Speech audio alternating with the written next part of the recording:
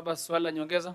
Asante Mheshimiwa Naibu Spika, nipongeze serikali kwa hatua ambazo inazichukua katika kuhakikisha kwamba utumiaji wa huduma za kidijitali kwenye utumiaji wa fedha unakuwa na unafuu. Swali langu mimi lililenga kwenye huduma ya simu kwa simu. Sikuwa na tatizo kati ya benki na simu, simu na benki, lakini ni mtu kwa mtu, simu moja kwenda simu nyingine. Ukituma unakatwa fedha, ukipokea unakatwa fedha. Mwananchi hana unafuu.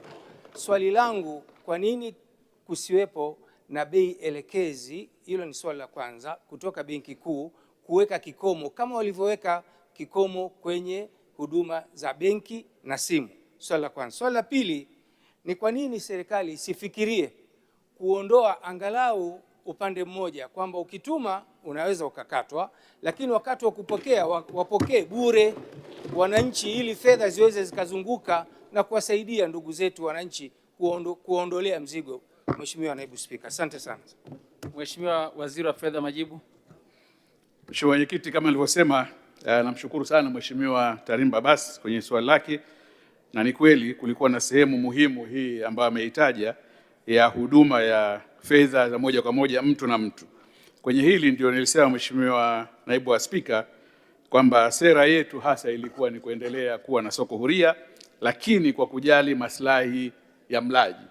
Na kwa sasa hivi haukuwa na bei, kwa ukomo wa bei, lakini Benki Kuu imeendelea kufuatilia kwa ukaribu gharama ambazo zinatumika. Benki Kuu imeendelea kutoa mwongozo na imetoa mwongozo wa ada hizi ambazo zinachajiwa na kampuni za simu kwenye huduma za mobile service. Imetoa mwongozo mwaka 2024, imesisitiza kuwekwa kwa uwazi na disclosure. Kwa hiyo kila mtoa huduma wa fedha za malipo ya fedha analazimika kuweka bei ambazo atazichaji ambazo anazitumia kwenye huduma za kutuma na kutolea pesa. Na vile vile Benki Kuu imeweka kiwango cha ulinganisho. Kimeweka kwenye poto, lakini vile vile na kiwango cha ulinganisho wenyewe ita price comparator, ambayo inasaidia watumaji na watoaji wa huduma kuweza kuona zile chaji zenyewe. Kwa hiyo kwenye ukomo hakujawekwa, lakini kumetolewa mwongozo wa namna ya kuweka charges mbalimbali.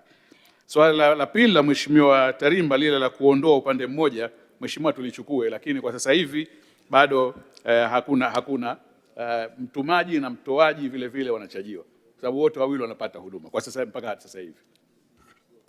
Asante.